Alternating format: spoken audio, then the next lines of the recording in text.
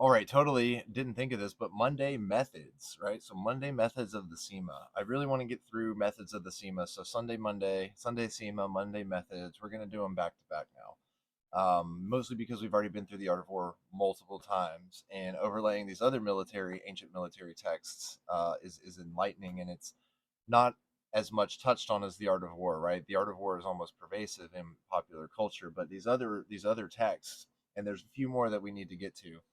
So, without further ado, for April 8th, the new special edition of Monday Methods. We are in chapter 2, The Righteousness of the Emperor, verse 13. In ancient times, the sage kings were clear about the people's virtue and maximized the people's goodness. In this way, no virtue was wasted and the people were not diminished. Neither were rewards given nor punishments handed down. The you neither rewarded nor punished, so the people could still be used effectively. This was the epitome of virtue. The Chia gave out rewards but not punishments. This was the epitome of education. The Yin gave out punishments but not rewards. This was the epitome of domination. And the Zhao used both rewards and punishments, so virtue suffered. If one wants the people to quickly see the benefits of behaving well, rewards must not last any longer than appropriate. If the people quickly see harm in behaving badly, punishments must not lower people's ranks. Great victories are not to be rewarded, since neither superiors nor subordinates should boast of their excellence. If superiors do not boast, then they avoid being seen as arrogant. If subordinates do not boast, then one can do away with ranks, as all appear equal. If superiors and subordinates do not boast of their excellence in this way, this is the epitome of deference. Great losses are not to be punished, so that superiors and subordinates will all perceive the lack of excellence to lie within themselves. If superiors feel this way, they are bound to regret their mistakes.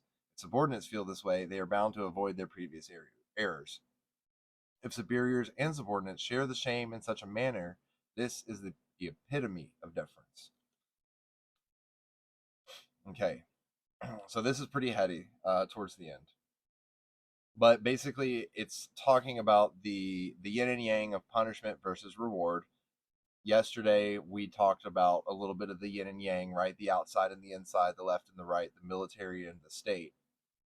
So this is now talking about the way people feel, your superiors and your subordinates, given the situation and the balance of punishment versus reward.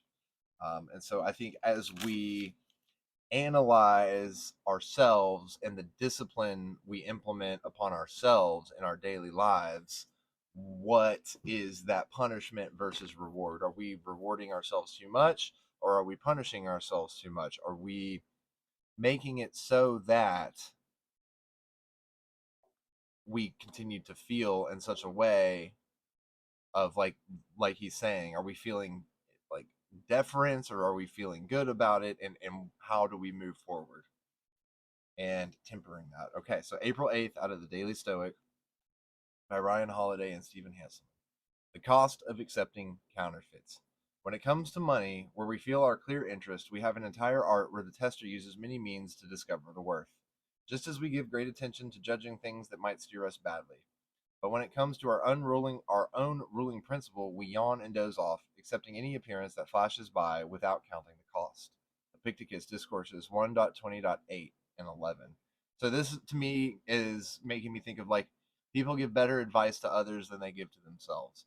But if you like whitewash their resume and it's their experience, their story, and they're giving advice on it, oftentimes they give better advice, not knowing that it's them.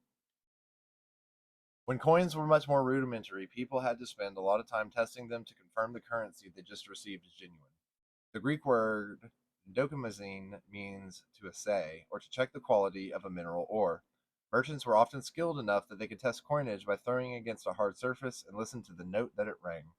Even today, though, if someone were to hand you $100 bill, you might rub it between your fingers or hold it up to the light just to confirm it wasn't fake. All of this for an imaginary currency, an invention of society. The point of this metaphor is to highlight how much effort we put into making sure money is real, whereas we accept potentially life-changing thoughts or assumptions without so much as a question. One ironic assumption along these lines, that having a lot of money makes you wealthy, or that because a lot of people believe something, it must be true. Really, we should be testing these notions as vigilantly as a money changer, For as Epictetus reminds us, the first and greatest task of the philosopher is to test and separate appearances, and to act on nothing that is untested. And so, okay, so that just makes me think of this wonderful book that I've got that I'm going to dive into soon, called Money, The True Story of a Made Up Thing. And I know that this is probably going to be a little bit of an agenda behind it, I think, based on what I can tell. But the true story of a made up thing. And just like that, right? Fiat currency. We know it's made up. And so as we are thinking of the methods of the Sema, right? Just as we are being the sage kings of our lives, what are we rewarding and what are we punishing and what are we letting in? Just like he's saying in the Daily Stoic, those thoughts that we accept without a second thought, whether they're positive or negative, right? Or they're being pushed in front of